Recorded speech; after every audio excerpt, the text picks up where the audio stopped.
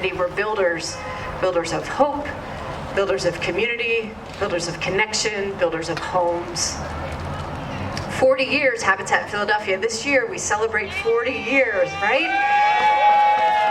40 years of impact. It's 272 homes built, 1,027 homes repaired.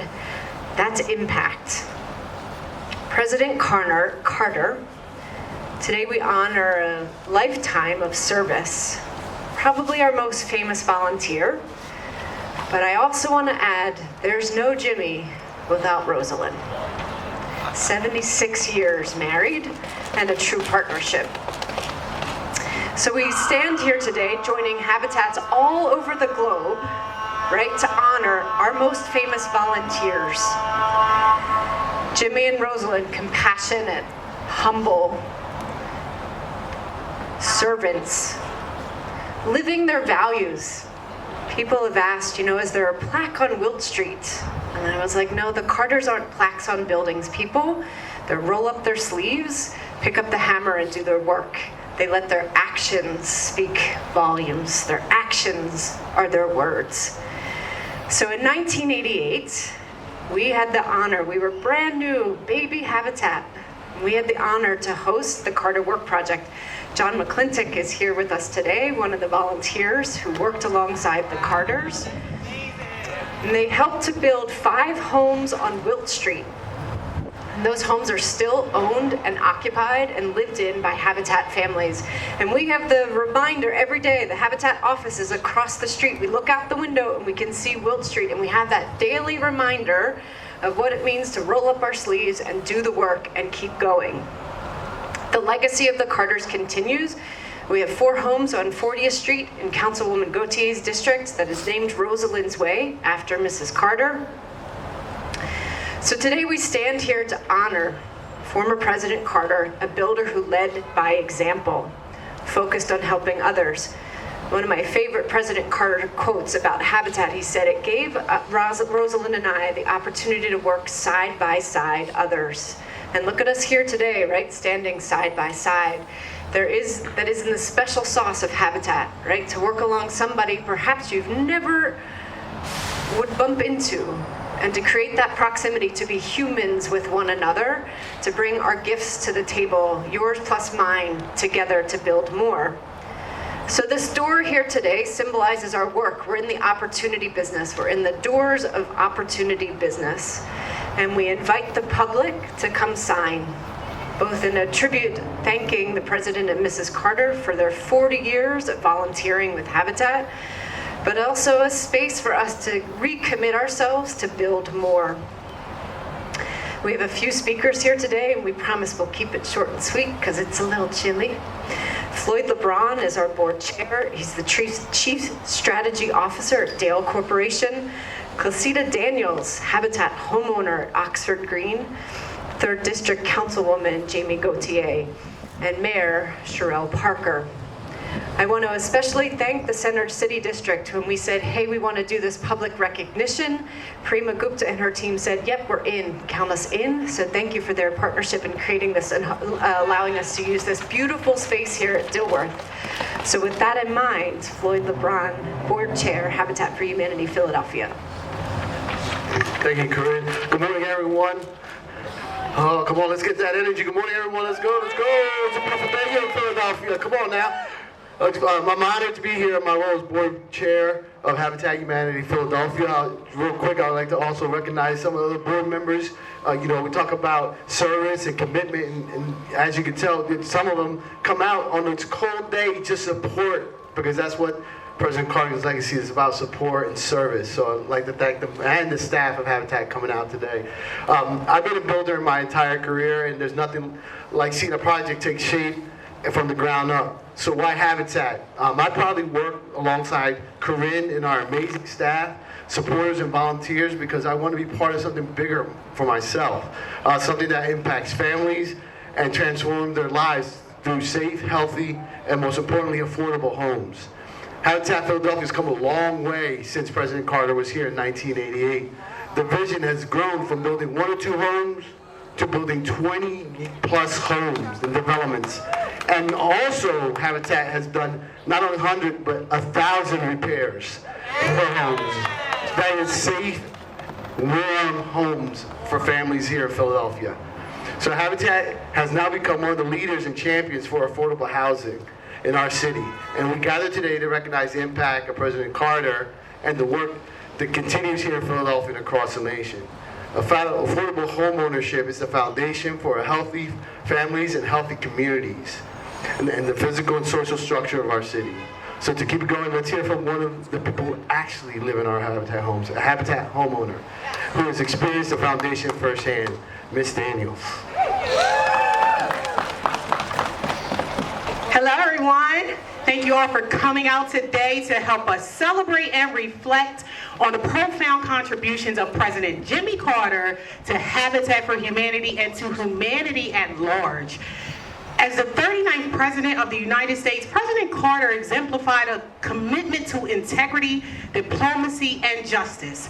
His leadership was marked by efforts to promote peace, environmental stewardship, and human rights. He championed energy conservation and set a standard for decency in public service, and he was a man of faith. But I would say that it was his post-presidential legacy that truly cements his place in history as a servant leader.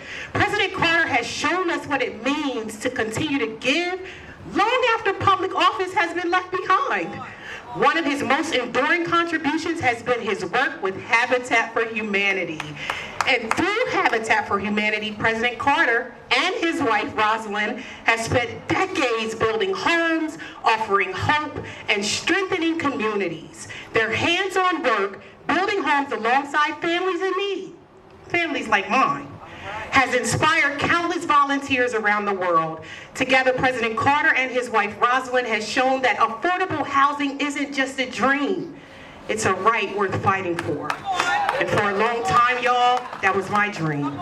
A dream that I never thought would become a reality. Life is a lot harder when you don't have a mother, a father, or anyone guiding you. And for most of my life, I was alone trying to figure out how to make my dreams a reality. I struggled for a long time, and I made many mistakes. And when I moved to Philadelphia 16 years ago, I was homeless with 4 children. But I was blessed to learn about and be a part of an organization called Achievability, which assists families with children to become self-sufficient. While in that program, I heard about Habitat for Humanity. I applied twice and was very excited when I was finally accepted. And another time I'll tell you why I was initially denied. But to keep a long story short, I didn't meet the criteria at the time. But guess what? These wonderful folks, they told me what I needed to do, why I wasn't accepted, how to fix it, and so I fixed it, and I reapplied, and I was welcomed into this family. I gave up every weekend for over a year to complete my sweat equity hours. It was hard, but I was determined to have a home for my family. And President Carter knew firsthand about the sweat equity. He too worked hands-on to build houses, but not for himself, for people like me. President Carter's dedication reminds me that true leadership doesn't end with a title. It continues through service. He has not only helped put roofs over people's heads, but has also restored dignity, stability, and opportunity to those who need it most. I'm so grateful to President Carter for fighting for me. And because of his fight and mine, this will be my 5th year, y'all, as a homeowner. There are no words or ways to fully express how thankful and grateful I am to President Carter and to Habitat for Humanity as a whole. Being a part of this organization has made one of my biggest dreams come true. And as we collectively reflect on the legacy of President Carter, I encourage us all to continue to carry forward his vision of compassion, community, and action. Let us honor his work by building a future where every family has a place to call home. Thank you all. That's it. That's a wrap. And now invite to the podium 3rd District Councilwoman Jamie Gauthier.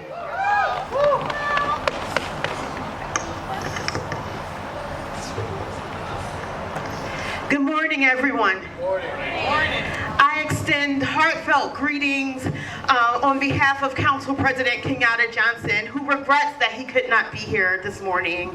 I will do my best to fill his shoes. President Carter set the standard for what it means to be a public servant. When he lost his re-election bid, he could have done what, if we are being honest, many politicians would have done. Licked his wounds and said, "See you never." Instead, President Carter doubled down on his priorities, diving headfirst into causes near and dear to his heart, well into old age. His leadership in and out of the White House moved society into a more equitable future. His impact will remain long after all of us here today are gone. As the chair of City Council's Committee on the Environment, I recall that it was President Carter who put environmental stewardship onto the national stage. Wow. By installing solar panels on top of the White House, he sent a powerful symbolic message about the importance of renewable energy and challenged government not just to talk about sustainability, but to lead by example. Fast forward to today, when in collaboration with Mayor Parker, City Council's Philadelphia Energy Authority has its very own solar farm to power our municipal buildings.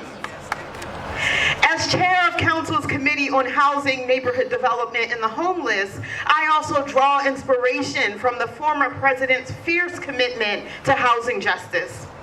It was President Carter who defined housing as a human right. And never satisfied with words without action, he hit construction sites with Habitat for Humanity well into his 90s. Right now in my district in the neighborhood of Mantua, Habitat for Humanity is building Rosalind's Way. Named in honor of First Lady Rosalind Carter, these homes will go to first-time low-income home buyers who want to achieve the American dream. I am particularly proud that these homes are being built on formerly city-owned land that we donated to Habitat for this project.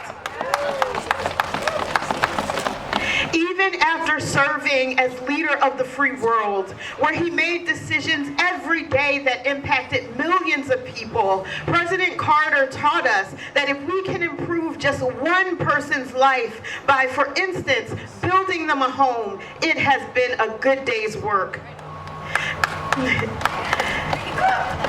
And President Carter may be gone, but his legacy will live on in our quest to build a society full of peace, environmental justice, and housing for all. Thank you so much.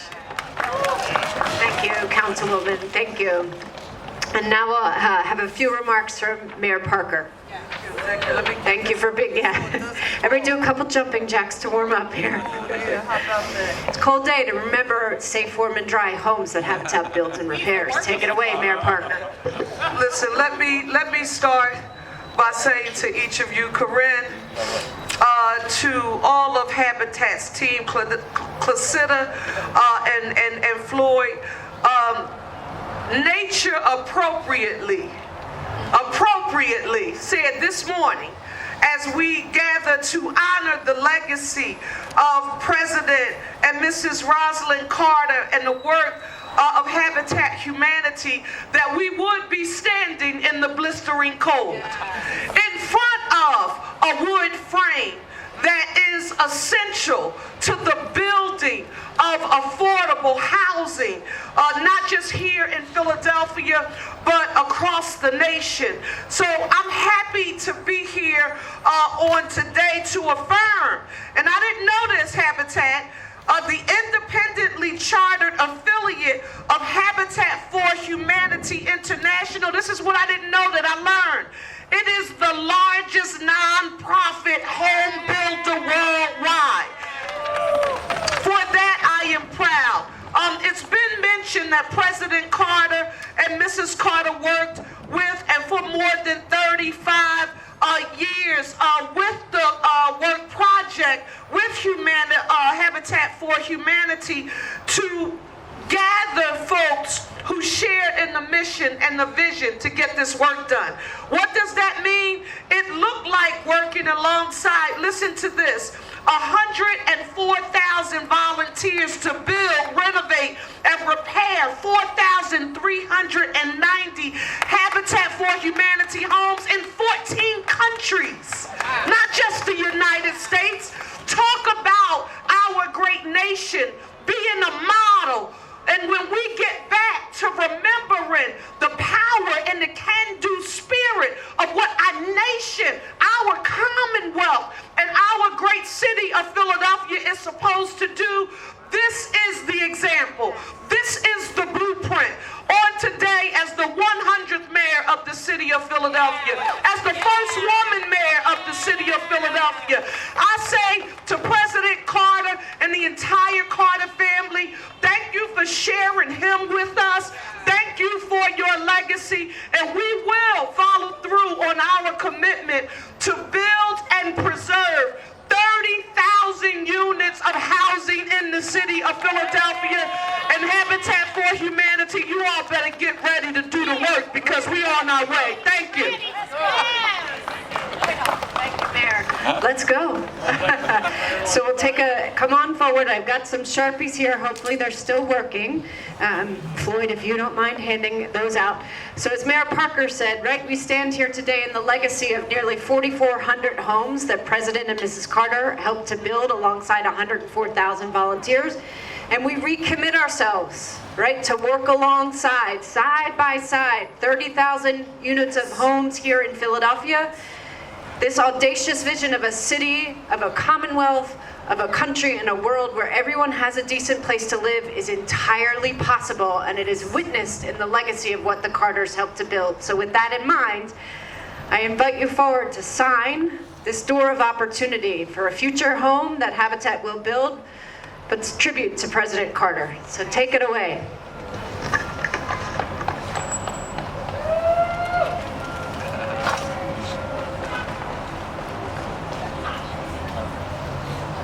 We'll invite the public, right? You can come on down. We got Sharpies. And we'll be here as long as the hand warmers and the foot warmers hold up here on this cold day.